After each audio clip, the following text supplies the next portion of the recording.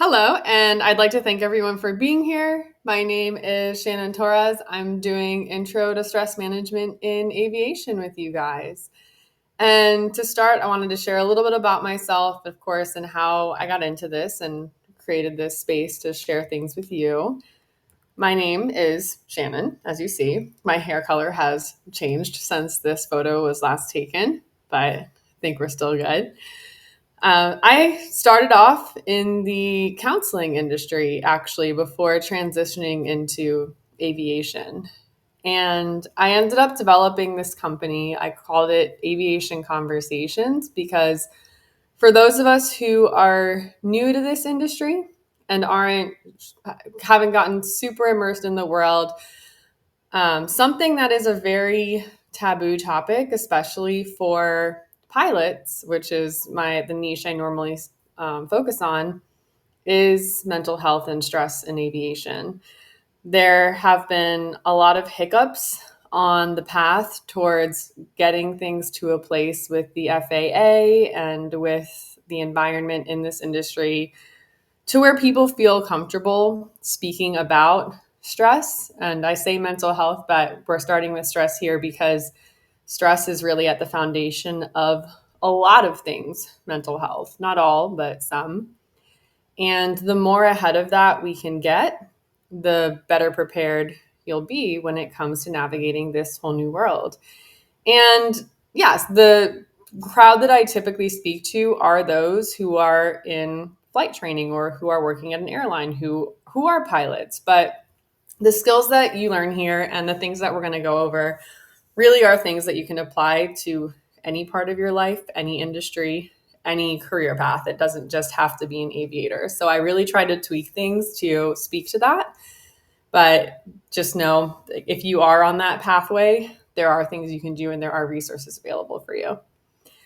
I initially started this conversation with people because on my own journey from in the aviation industry, I got to know a lot of pilots. And one of the things I ended up asking one of my friends who was an instructor is, at what point in your training did anyone talk to you about how to manage stress? And he kind of looked at me and jokingly said, "What stress?" And I'm like, okay, got it. And it's funny until it's not, because we see so much how the industry is affected by people in general. And your lives, I'm sure, have been affected by situations where you realize that the person next to you isn't handling their stress very well. I think we can all relate to that. Or sometimes we've been the person who comes into a situation and we're not in our best place mentally. We're not making decisions that we normally would make, or we react a certain way and then look back and go, gosh, why did I do that? How did this happen? Like, I know better than to let that be what I'm doing here. So how can I prevent myself from entering those situations or acting that way? And that's what we're going to start with today. So this is just a foundation. If any of you guys have any questions afterwards about more specific things for you, my email address, I'm sure they'll provide, but it's shannon@aviationconversations.com. I tried to keep it very simple, but here we go. I'm excited to talk to you guys. So I did want to learn a little bit more about who you are as well as a group. And I know that some of you guys are really just kind of listening from what I understand. And some of you all are actually focused on your screens. So if we do have any people who are participating who are able to scan a QR code on the next slide, just to get kind of a baseline, I would love to hear more about you when it comes to where you are when it comes to the aviation industry. And I'm going to turn this poll on really quickly. It's just to give me a better idea. So I didn't list a bunch of specific areas because that's too much, but I did ask, what is your experience in the aviation industry at this point? Are you still in the exploration stage? Have you just stepped in, or been here for a few years, or been here for a while? So if you have the ability to scan this and kind of put your input in here, that would be great, just to kind of better have this conversation. Oh, all right. And I'll share the results with you guys when it's done. It's anonymous, so don't worry about that. But I see some answers coming in, which is exciting. Let's see. We'll give it a few seconds. Wow, it's an even split so far. Oh, been here a few years is winning now. Let's see. Give it a few more seconds.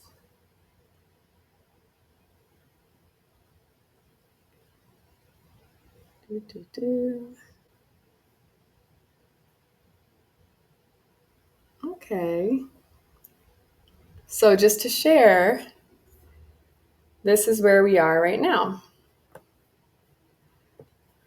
The group that's currently listening, the majority of you guys have been here for a few years.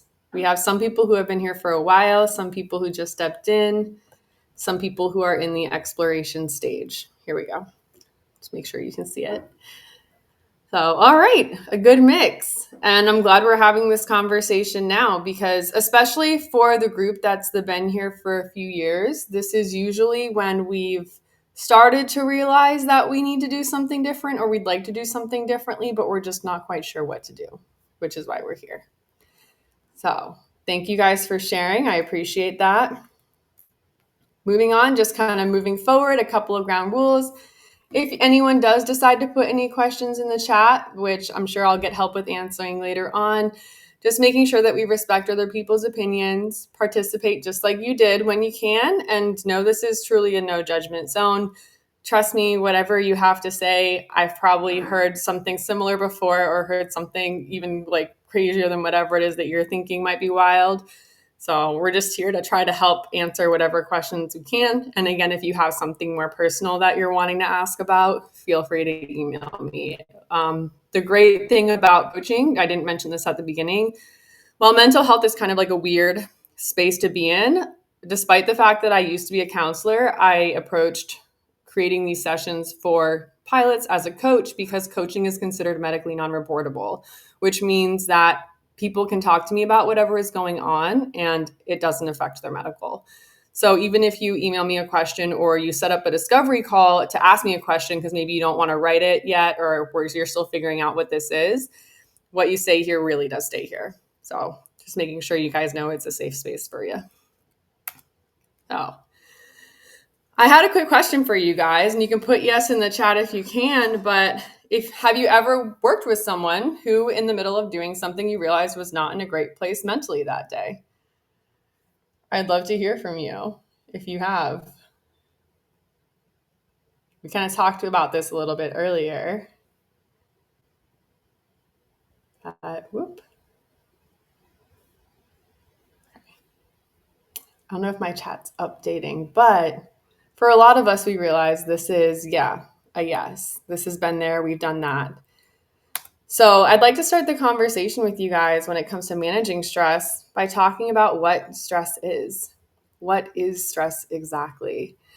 And understanding this is the foundation of you becoming a better employee, a better person in your life, a better pilot, if that's your goal, just a more successful person all around. And something that we use in the pilot world, and for those of you who aren't in that exact pathway but are in aviation, it's good to know, it's something called the I'm Safe checklist.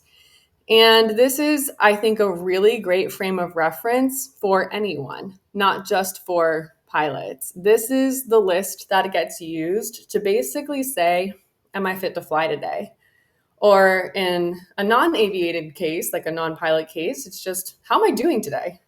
Like before I step into the workplace, before I get home, before I go do something, how am I today? Because if we hit any of the things on this checklist, we're probably going to have some kind of an effect on how we walk into our day and how we're interacting with other people. So the first one is illness, which is basically, how are you feeling? Are you sick? When I'm sick, I know that I'm not at my best. I'm not always showing up from a good place. Maybe my temper is a little bit shorter, my patience, or I'm not making decisions as effectively as I normally would have. So kind of clocking and knowing if something on this list is affecting you is a great way to start, because otherwise you're already putting undue stress on yourself. If you're expecting for yourself to be at 100% with one of these things going on. The next level is medication. Have I been taking prescriptions or over-the-counter drugs? Like, are you functioning on Dayquil right now? Again, very interesting thing to use, but it is going to affect us. Or even allergy medication makes people sleepier. So something to think about, or more serious medications. Stress, that's the S in stress. Are you under some kind of a pressure from work or at home or in life? Which it's funny that this is something that's on the checklist because the answer to that question is always yes. I don't think that I have met a person who ever would answer that no. But for those of us who aren't in the pilot world, the funny thing about this is if you say yes to this question, you're actually supposed to not fly. So it kind of sets you up in an awkward position where you're trained from the beginning to ignore stress and pretend that you don't have any. Because otherwise, how are you supposed to go through training? How are you supposed to do your job? Of course, you feel stressed out. You're about to fly a machine in the air. That's natural stress, but we'll keep getting into that shortly. The next one is alcohol. And this is a pilot rule. You're not supposed to drink within 8 hours of a flight, or in Canada, 12 hours here. And that's just to be safe for the next day. Are you fatigued? Have you gotten enough rest from the night before? And emotions, which can be tied to stress, but on some lists it actually is eating. So, like, are you hungry or are you hangry? Which I don't know about you, really does affect my day when I'm hangry. So, all of these things are used to gauge, again, whether or not you're fit. And this is where, again, I mentioned it gets interesting because if you're sick, you're not supposed to fly. If you've been taking a medication that's on a specific list that was given, you're not supposed to fly.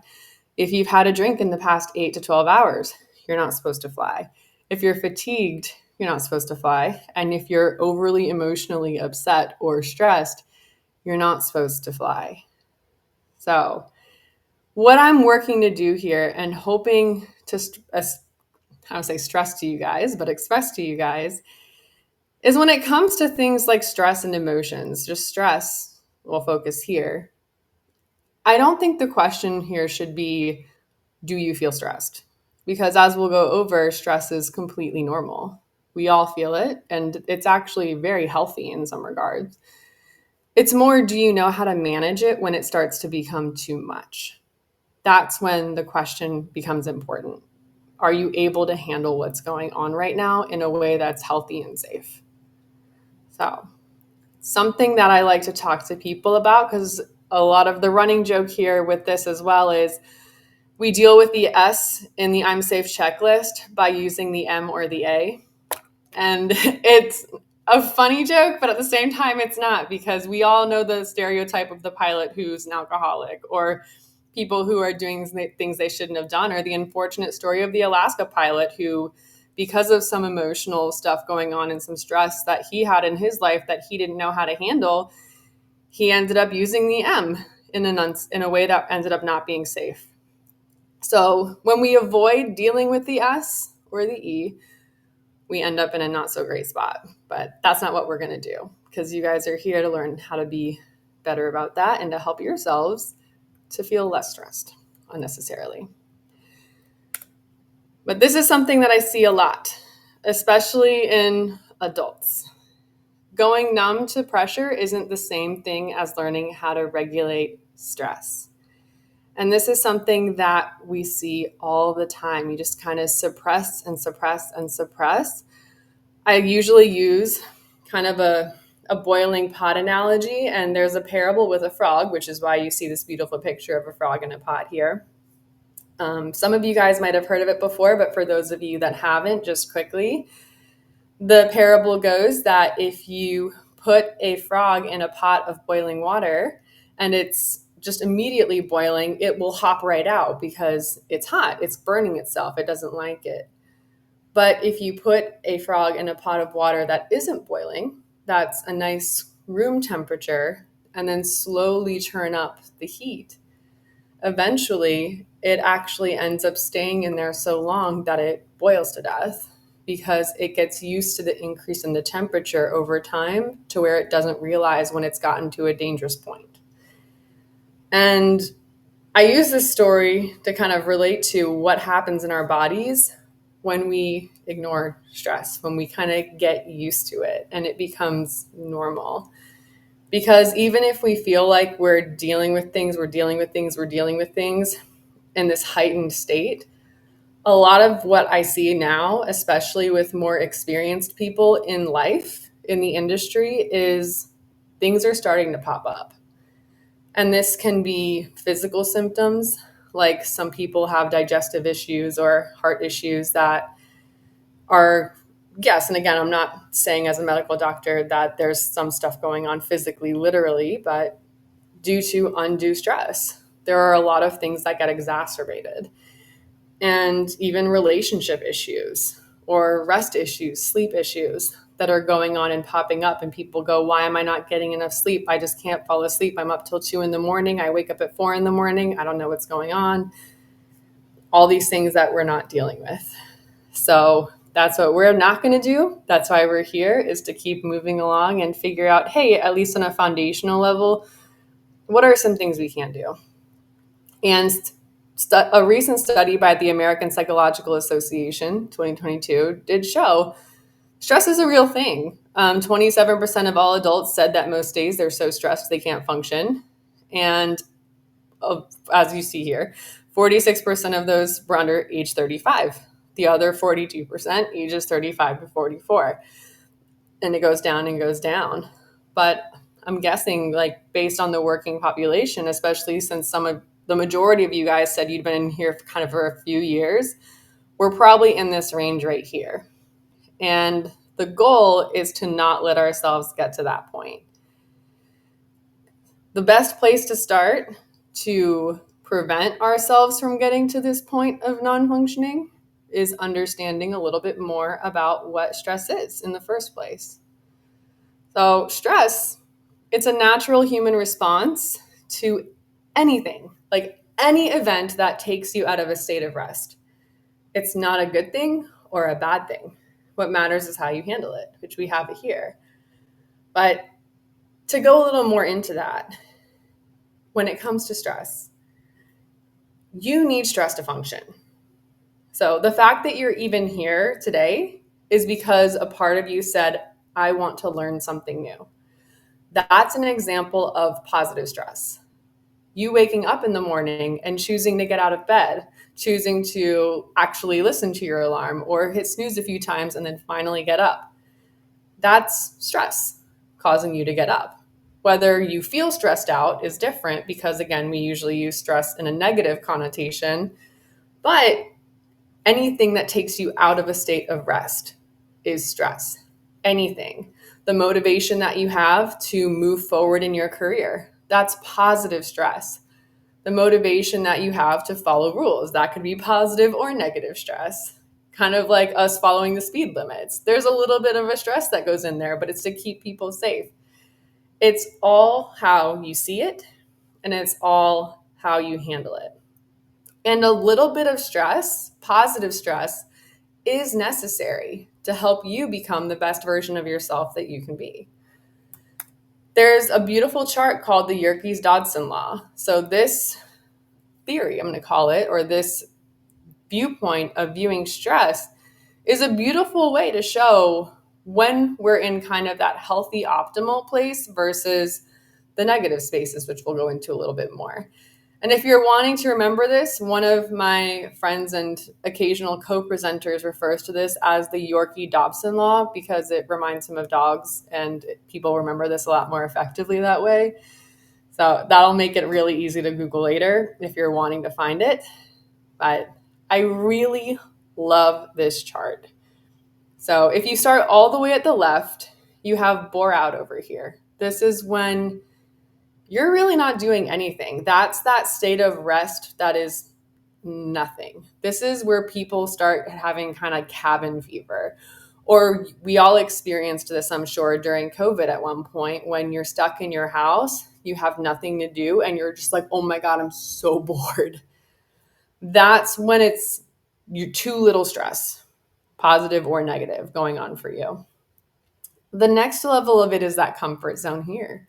This is when we actually start to get alert or engaged, like, ooh, something just caught my attention. I find something interesting. I have a reason. to pay attention right now, or I have a reason to go do this.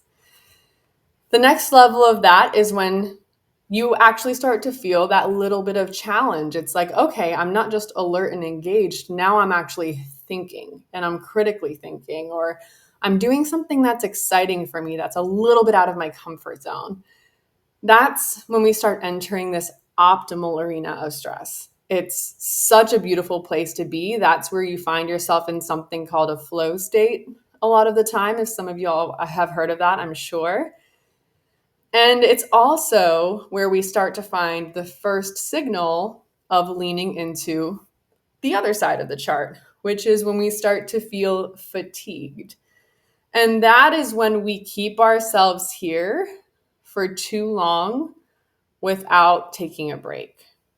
That's very specifically for my go, go, go, go, go people.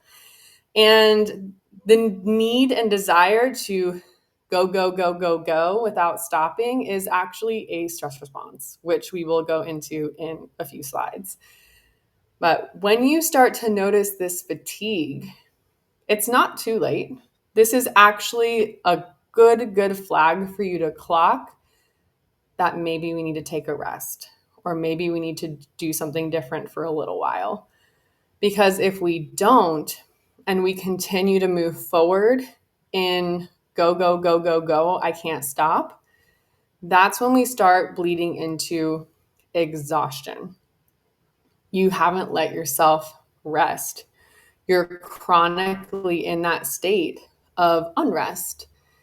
And you can start to feel a sense of distress. Something is wrong. We're going on overload. Or if you're in the pilot section of aviation, this is when I would say that we're starting to get behind the plane versus ahead of the plane, because it's going without us. It's getting too much. We let that keep going. And the last little part here, this is when we get burned out. So this is when we start to feel that sense of anxiety, this panic, this fear. We don't know what to do. We're completely overwhelmed. We're done. So stress is a spectrum. It is very much needed for you to become the best you can be. But learning to navigate it to where you're not overdoing it for yourself is critically important. So first step is clocking that fatigue, learning when you need to rest. And the next is knowing how stress shows up for you. So we get to go back to my little ostrich here. Hello. We mentioned in the chart, again, that go, go, go. There are two kind of ways stress shows up for the most part. Glossing over this slide, there's acute, which is, again, going back to dogs, I think of it like a cute puppy. That means it just pops up and then it goes back down. It's done. It's temporary. Chronic is, again, that state of it's just nonstop. Nonstop, and you don't know when it's going to end, and you haven't been able to give yourself a break or change something. Something's got to give. That's when it starts to become unhealthy. And the next part of this is the 4 stress responses that we're going to go into that can become huge indicators for you that you are in a place of discomfort where it's not quite going to go the way we planned, and we're starting to maybe realize that we need to do something differently. These are the situations where we look back and go, gosh, why did I do that? Or why did I say that? So I call these stress responses the 4 horsemen of the stress apocalypse. And what I would like for you to do while we're going through these, I do have another quick QR code at the end of going over these 4, but I want you to listen and think about which one you find yourself in the most. And I say the most on purpose because we actually find ourselves in all 4 of these at some point. I personally have experienced all of these. We're human beings. It's only natural. But there's usually one that we find ourselves in more. So listening for which one that might be for you. And most of you guys have probably heard of fight and flight. That's the next most common one. The one that less people have heard of definitely is freeze. And the one that most people have not heard of is fawn. And this is one that is actually critically important. And when I use a different phrase to talk about it, you're going to know exactly what it is.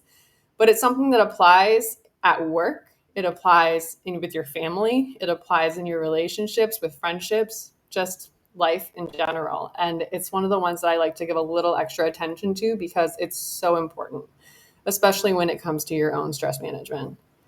So, starting with flight.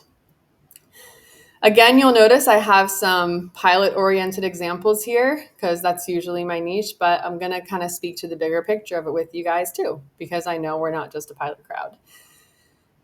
When it comes to the flight response, I start with this one instead of fight because what a lot of us don't realize is that the flight response is the first one that our bodies go into no matter what. As soon as we sense that we're in some kind of a perceived dangerous situation or uncomfortable or overly stressful situation, our body looks for a way to get out of here. Our eyes immediately start scanning the perimeter.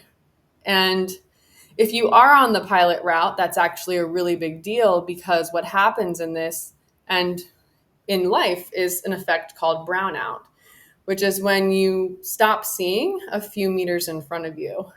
And that's critically important when you're flying an airplane because a few meters in front of you are instruments, and that's exactly what you need in order to solve whatever problem has likely come up in the airplane. It only lasts a few seconds, but if you can clock that sooner rather than later, you're able to go into problem-solving mode way faster than you would have before. But for everyone else, it's just good to know in the non-pilot world that this is what's happening to you at first. Your body is looking for a way out. And depending on whether or not you see that escape route, it really determines which stress response you go into next. Now, some of you guys might use this as a response in general. Some way that we normally see this outside of aviation life is if you are someone who tends to avoid having conversations about things, or someone brings something up and you're like, ooh, I don't want to talk about that. I don't want to talk about this right now. Or you get a text message from someone and it's like, I'm not answering this. And you kind of put it away. That's the flight response. And sometimes that's necessary, but it's just more clocking that that's something that's happening. It's that feeling of restlessness or avoidance, or even in the workplace, finding yourself avoiding doing whatever task has been put on your plate or work it is that you need to do to help make things better for yourself, your environment, whatever it is. It's just putting things off because they seem too big. It's just too much to deal with right now. The best way to start mitigating this is to break things down into smaller steps to prevent overwhelm. And something that I talk to a lot of my clients about as well, again, this advice that I'm giving here is not one size fits all. This is a foundation. Everyone has different situations. You all have very specific backgrounds, very specific things going on. And again, that's why I say, hey, if you have something specific that you want to reach out and ask about for you, please reach out to me at the end if you'd like.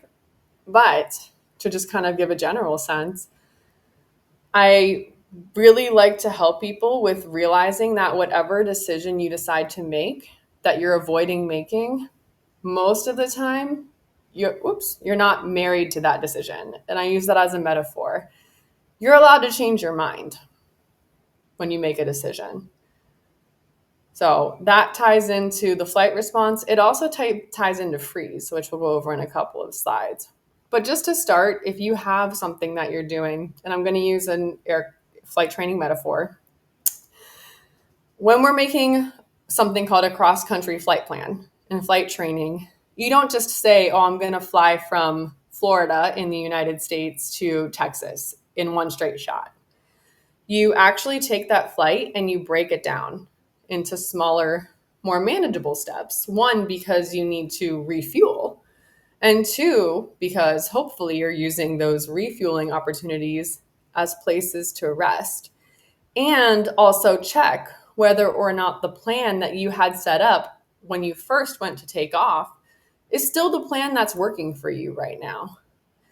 And you check that at every single stop point. And this is something that you can use outside of aviation, outside of the aircraft. This is something that you can use with work. This is something that you can use with personal goals, with stuff that you have with family, with friends.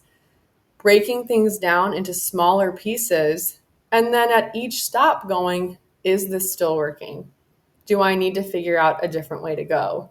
Do I even still want to do this anymore? Like, really? And going from there. But allowing yourself, in the words of Frozen, this always pops into my head, is do the next right thing. It's just take the next step and then see how you feel. So that's flight. Next, we have fight. This is one that most people are familiar with as aggressive behavior. This is kind of like you see those people fighting, they're yelling at each other. Maybe you've seen an actual fight before. Again, using aviation examples in this slide because that's normally who I present to, but it's a feeling of defensiveness or reactivity under pressure. A way this also shows up, and this is for all of my overachievers, is when you put too much on your plate. This is the energy of this action, the fight response is I have to do something. It's the way to gain control over a situation that is starting to feel like it is out of your control.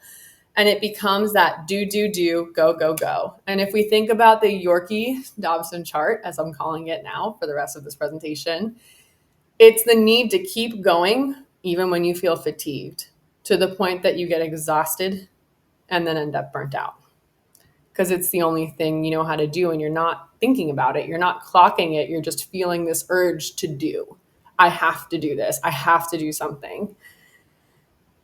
And being able to clock this when it's happening, that impulse to keep going, to do forward, to go, is going to save you. It's going to save you stress. It's going to save you undue pain and burnout, and probably save a lot of the relationships you have with the people around you, because this is also usually when people come in and go, hey, are you okay? And we're like, I'm fine. And it becomes a whole snap. And it's like, oh, okay. Are you fine? We're not really, are we? So recognizing that impulse, taking a pause and assessing whether the reaction that you're having right now or the actions that you're taking are actually helpful. Or are they hindering you? Are they draining you? And if so, what is something that you can try to do differently? Because continuing down that road, it usually doesn't end well. It's the path to failure. And we want to keep being at our best selves, managed and in control, not unmanaged and out of control. So the next stress response, we're in 3 of 4, is the freeze response. This is actually my go-to response. It's the one that my body likes to try to walk towards, and I have to really catch myself and do things intentionally to get out of. And that's when we stop thinking clearly. It's when someone asks you a question that you know the answer to and your mind blanks. And then you think about it later and you get so mad because you're like, oh, I knew the answer to that question. Or maybe you end up in an argument with someone about something and you can't think of what to say then. And then you redo the conversation a few hours later and you have the perfect comeback that you know you coulda, shoulda, woulda said, but it just didn't come to you because you're in a freeze response. This is totally normal while frustrating. And the concept of this is that you're basically zoning out. It's something that was put here to protect you. It's something that you learned a long time ago for some reason actually helps something. And a big symbol of that is feeling disconnected from the situation or even from your body. It's like you just feel numb or you're just fuzzy. And the best way to manage this, at least to start, and again, this is different for every single person, so kind of bear with the fact that there are so many different techniques, but grounding techniques are a big, big deal, because kind of going back to talk about really quickly, the fight response is go, go, go, go, go. That's very in your body. The freeze response is out of body. It's almost like a ghost floating above the situation. And what you need to do to bring yourself back when you're experiencing freeze is get yourself back in your body somehow. one of the first things that I recommend to people, because this is something that you can do no matter what situation you're in, is to actually take a sip of ice cold water. That is something that can almost shock you back into your system and really has you feeling yourself and going, oh, okay, mentally, I just distracted myself, I'm back. Another way I see a lot of people have is to have some kind of an object, or a lot of the younger generation now has a fidget ring that they use to help bring themselves back to the present. Some people have heard of worry stones. Those are just stones that you kind of like can have in your hand to help keep yourself focused, especially when you know you're about to enter a situation that you perceive as stressful. Another thing that I really love is deep breathing, especially because I know this is my go-to. Before I enter any situation that is stressful, I personally practice taking at least 5 to 10 deep breaths. And the key here is to take longer breaths out than in without going into too much of the science of it, though I love to because I'm a nerd about it. It tricks your body into activating the nervous system, or the basically the anti-nervous system that is telling you to relax, the parasympathetic nervous system, so that you're not in a state of, I need to get out of here, this is a dangerous situation. You bring yourself back into control again. And the last of these four, I'm sure you guys are kind of clocking which one feels most familiar at this point, but this is a big one. The fawn response, also known as people pleasing, which is what a lot of us have heard of today lately. I feel like the people pleasing is in reels all over the internet. It's conversations that we're having of people just overly agreeing and, oh, I got to stop people pleasing. Oh, I'm just a people pleaser. Well, yeah, you kind of do, because guess what? It's adding to your stress. And there's nothing wrong, and I want to make sure we say this. Each of these stress responses are here for a reason. There are times when we need to talk to people a certain way and kind of assert ourselves, like in fight. There are times that we need to leave the situation, like in flight. And there are times when maybe saying nothing is better than saying something, like in freeze. And just like that with fawn, yeah, we maybe should go out of our way sometimes to be helpful to people, or to be kind to people, or agree to certain things that we normally wouldn't agree to. The concept of this is not to basically say screw people or to not be a good person. What this is speaking to is when we don't say something, even when we think something is wrong or something isn't safe, because of a perceived power dynamic, where we actually feel like I should say something, but it seems like we can't. And this is also when, again, the opposite energy, the action-oriented fight person is go, go, go. I'm putting too much on my plate of my own volition. The fawn person is take, take, take, receive, receive, receive, getting too much on their plate because other people keep giving things to them and they keep saying yes, even though they don't actually want to do those things. They don't have the capacity. And that's what leaves us feeling drained. And the best way to combat this is to really learn how to start practicing self-advocacy and set boundaries in a healthy way, not in an unkind way. It doesn't have to be unkind, but it can be clear. And there are so many techniques to do that, which I can't get into right now because we don't have the time. But again, if you are someone who wants to reach out and you're wanting to have a session on that or something, we can, just based on your situation. But this is how you start combating this response. And it's something that we experience in the workplace. It's something that we experience in relationships, whether it's with family, friends, romantic relationships. And it's something that can feel very stressful when it's something that you're not used to navigating or approaching. And it's especially important to do if you are in the cockpit, if you are someone on the flight deck or in aviation who is co-piloting with someone, because you need to feel like you can say something if something isn't right or you've clocked that something might not be safe. And as the person who's kind of maybe on the higher end of the perceived power dynamic, The best thing that you can do is to create a space where the other person feels safe coming to you. So if you're a boss in a situation, for example, are we setting up a space where people feel like they can come to us if there's a problem? Because that's going to make a huge, huge difference, not just in their stress, but in yours. Because we don't like to get surprised with problems. Nobody does. So allowing that space to be is just making it better for everyone.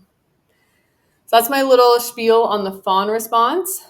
As promised, I have another poll for you guys. For those of you guys who are kind of here listening, I'm going to activate it right now. I'd love to know which one of these you relate to the most. Again, mine was freeze, but fawn is definitely one that I've had to put a lot of work into navigating. It's easier said than done. So I just activated it, and I'll give it kind of a few seconds for people to scan if they can, to chime in which one you are, because I'd love to know from this crowd, and then we can go from there. So I'm also going to take a sip of water. It'll be good. Woo. Here we go. Yeah, fawn's a big one, for sure.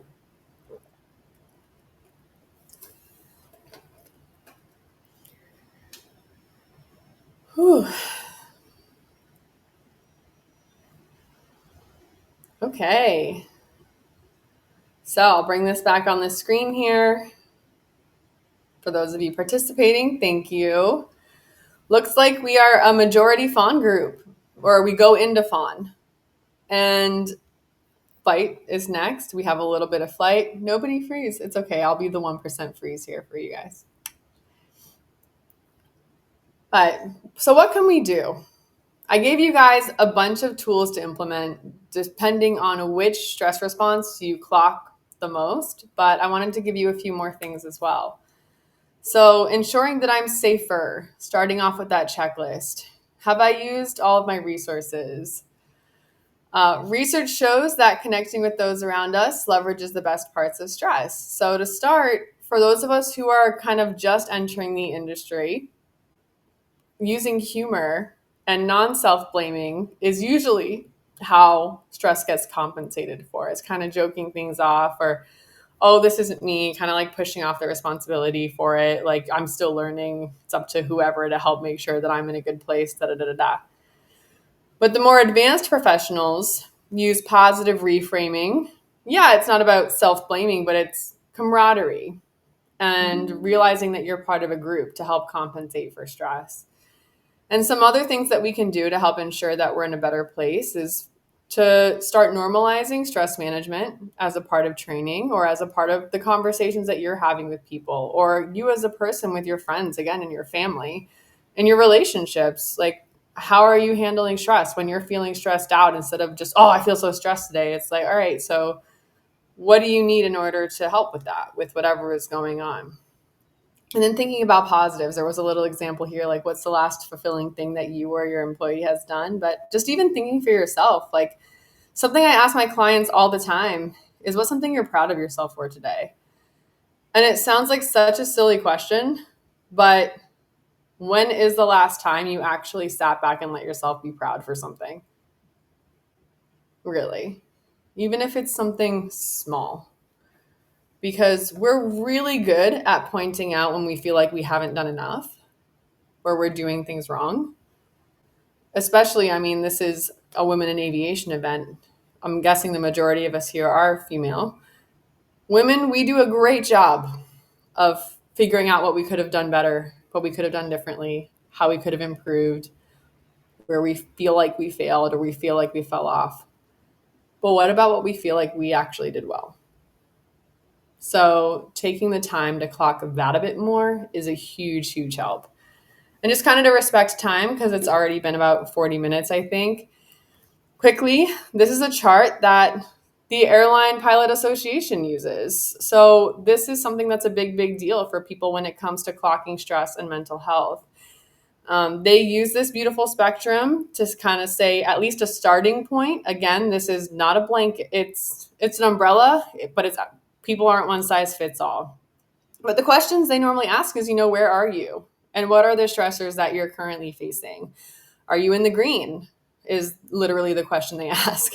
With normal mood fluctuations, basically whatever normal stress you're facing, you've got it. You know how to handle it, you're good. Hitting into the yellow, that's when it's like, hey, whatever is going on, it's starting to affect your day to day. And we're starting to notice an impact here. And we might want to actually reach out to someone and talk about it, or put some interventions in place, or do some self-care things to help bring us back to that green, because we're getting beyond that healthy part in the Yorkie Dobson continuum. Next, we have orange, which is where we definitely need to do something for ourselves. We need to talk to someone. We need to get out there, whatever that help might look like for you, whatever is best. But it is affecting your life. It's affecting your day. It's affecting your decisions. We're not in a healthy place. And definitely here, the last one here is the red. Like, you're not functioning at a level that is healthy for you. And if you know someone that's in the red, this is where you would really, really want for someone to get help. And you, if it's you, really reaching out and thinking about how you could get that help for yourself. It's a big, big deal, and it's super important. There's no shame in where we are on this spectrum. And I did have a question in the slides to basically ask which one are you, but for the sake of time, I'm going to skip past that, even though it's anonymous. But it's something that the sooner you can clock it, especially if you start noticing yourself in that yellow or that orange even. Usually when I get clients, it's because they're in the yellow orange. But the sooner you can hit it, the sooner you can start putting things into place to get yourself back to the green. So kind of just getting ahead of it to help yourself is a big, big deal. So some other tools you can use, especially for my overachievers, time blocking is super important. This I like to caution, because if you're like me and you try to fit everything in your life on a schedule, one of the hardest lessons I learned with that was to leave wiggle room. And that's for A, when things go sideways, B, just to breathe and to have fun. Because like I said, on that continuum, you need to rest. If you're constantly go, go, go, go, go, and you don't give yourself space to literally do nothing, you're going to burn yourself out. That's the not cute version of stress. That's the continue. Be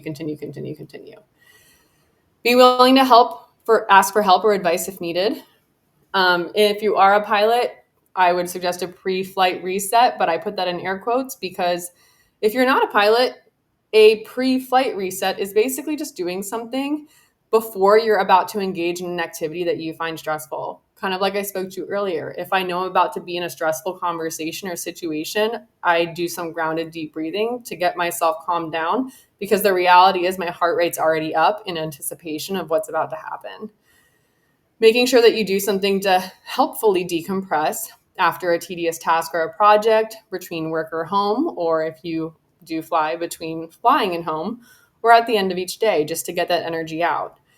Acknowledge your strengths and weaknesses. We just went over which stress response you most relate to. Knowing which one is your go-to is you acknowledging, I'm going to say in air quotes, a weakness, but really it's just a normal thing that you do. And it's the one that you have. And being able to clock that will allow you to say, okay, if this is what I know I go into, here's what I can do about it.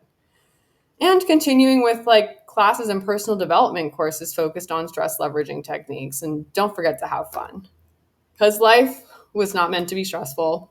Life can have stressful moments, but you are meant to be having fun.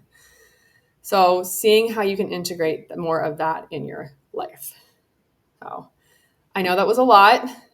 I have one more poll for you guys just for feedback, but I wanted to thank you all so much for being here. I'm going to have my contact QR at the end in case you did want to schedule a conversation, but of course I'm going to answer some questions. But let me activate this poll really quickly. It's 4 questions, because I really just want to hear more from you guys about what you liked, what you wish I would have talked about a little bit more. And while we're getting this set up, I will start looking through the questions that we see in the chat and see if there's anything else that I can help answer. And I won't show these, by the way, so it'll stay anonymous. But okay. looking at the chat. Oh yeah. So someone said freeze in the your controls was what got me the most during flight school. Yep. Oh my gosh. That got me. So I actually, quick story, I discontinued my private pilot check ride the first time that I did that. And that was just basically a series of stress responses that at the time I handled incredibly poorly. Because even though I have a background in this, the conversation around stress wasn't something that we'd ever had or ever entertained. So I didn't connect the dots that I was using poor stress management in flight. And just having someone ask you that question, especially during the oral part and blanking, ugh, I got so frustrated with myself. And then certain landing, it's like you mess up on things you didn't think you would mess up on. So totally get that. Let's see. Dr. Julianne said, even though a pilot is not supposed to fly an aircraft if feeling in a very emotional state, is there a possibility that they refrain from making such a report because they fear being penalized or losing flights? Absolutely. This is actually the normal. We see this all the time. And it's something that we don't want to be the norm, which is why the goal here, and I actually volunteer with a group called the Pilot Mental Health Campaign. It's to help create a space for people to be able to be human beings without feeling like if they have an actual life event go on, they're going to lose their job or they're going to not be able to fly. And just to go into a little bit more of a story with that, I started talking about stress management because I realized that's a big conversation. But I created this coaching space, my actual company, because I had a guy friend of mine who was a pilot, and his father passed away. And this was a few years ago. And he was on the phone with me and he actually started crying. And I was like, oh my gosh, I really hope like you can go talk to someone. And of course, as a former counselor, my thought is that should be something that's really easy. But he immediately on the phone was like, no, I can't do that because if they say that I have depression or anxiety, then I would get grounded and lose my pilot's license. And then I would lose my job maybe for years. And I was like, holy crap. And that was kind of my introduction to the mental health roadblocks that pilots face in this industry, which is really, really hard. And that was years ago. So there has been some movement in that arena at this point, but it is a very normal thing still, unfortunately, for people to not talk about or hide that they're having a hard time, because you're going to have an even harder time as a pilot if you lose your source of income for a family for years and don't know how you're going to get it back. So it's an unfortunate reality, but that's why, again, we're trying to have these conversations and create this safe space for people. And the last question I see is, do male and female members of the industry handle stress differently? Yes, I think they do. At least from the experience that I've had, it depends. So it depends, male, female sometimes. And I know that's kind of a box. There's fully acknowledging that people are on a spectrum when it comes to how they behave and react. But stereotypically, women do tend to go more into fawn and freeze, and men do tend to go more into fight and flight. It's more the active versus the passive responses.